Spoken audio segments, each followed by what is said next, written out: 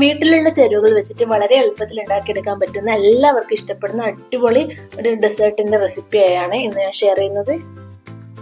എല്ലാവർക്കും സിമ്പിൾ ആയിട്ട് ഉണ്ടാക്കാൻ പറ്റിയ അടിപൊളി ഡെസേർട്ടാണിത്.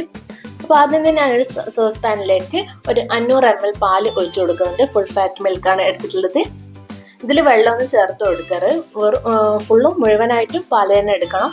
ഇതിലേക്ക് ഒരു 5 ടേബിൾ സ്പൂൺ പഞ്ചസാര ചേർത്ത് കൊടുക്കുന്നുണ്ട്. ഇത് പാകത്തിനുള്ളൊരു മധുരമാണ്. നിങ്ങൾക്ക് വേണമെങ്കിൽ ഒരു 2 ടേബിൾ സ്പൂൺ അധികം ചേർത്ത് കൊടുക്കാം. കൂടെ തന്നെ ഒരു 5 ടേബിൾ സ്പൂൺ കോൺഫ്ലോറും കൂടെ ചേർത്ത് കൊടുക്കുന്നുണ്ട്. ഇതിപ്പോൾ നന്നായിട്ടൊന്ന് മിക്സ് ആക്കി എടുക്കാം. പഞ്ചസാരയും കോൺഫ്ലോറും ചേർത്തതിന് ശേഷം മാത്രമേ ഫ്ലെയിം ഓൺ ആക്കാൻ പാടുള്ളൂ. തിളച്ച് വരുന്ന സമയത്ത് നന്നായിട്ടൊന്ന് കുറുകി വന്നോളും. ഇതുപോലെ നന്നായിട്ടൊന്ന് കുറുകി വന്ന സമയത്ത് നിങ്ങൾക്ക് വേണമെങ്കിൽ ഇതിലേക്ക് കണ്ടൻസ്ഡ് മിൽക്ക് ചേർത്ത് കൊടുക്കാം. എൻ്റെ കയ്യിൽ ഇപ്പോൾ ഇല്ല, അതുകൊണ്ട് ഞാൻ ചേർത്ത് കൊടുക്കുന്നില്ല.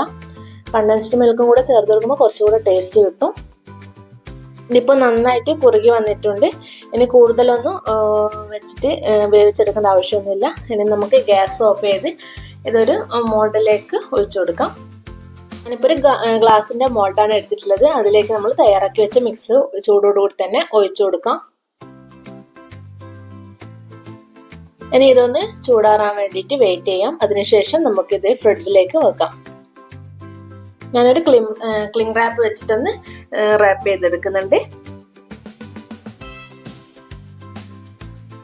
നിങ്ങൾക്കിത് പെട്ടെന്ന് തന്നെ സെറ്റായി കിട്ടണമെങ്കിൽ 1 മണിക്കൂർ ഫ്രീസറിൽ വെച്ചാൽ മതി. അതല്ലെങ്കിൽ ഒരു 3-4 മണിക്കൂർ ഫ്രിഡ്ജിൽ തന്നെ വെക്കുക.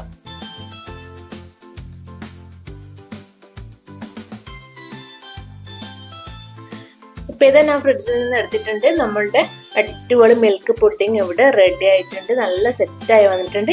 ഇനി ഞാൻ ഇതൊരു പ്ലേറ്റിലോട്ടേക്ക് ഡിമോൾഡ് ചെയ്ത് കൊടുക്കുന്നുണ്ട്.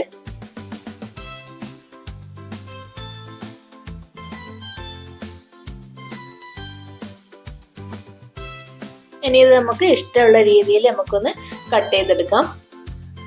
നല്ല സോഫ്റ്റ് ആയതുകൊണ്ട് കട്ട് ചെയ്യുന്ന സമയത്ത് ശ്രദ്ധിച്ചിട്ട് വേണം കട്ട് ചെയ്യാൻ. ഞാനിപ്പോൾ സ്ക്വയർ ഷേപ്പിലാണ് കട്ട് ചെയ്തിട്ടുള്ളത്. ഞാൻ കുറച്ച് ഡെസിക്കേറ്റഡ് കോക്കനട്ടിൽ ഡിപ്പ് ചെയ്തെടുത്തിട്ടുണ്ട്. അപ്പോൾ അടിപൊളിയായിട്ടുള്ള നല്ല മിൽക്ക് പുഡിംഗ് ഇവിടെ റെഡി ആയിട്ടുണ്ട്. നല്ല സോഫ്റ്റ് ആണിത്.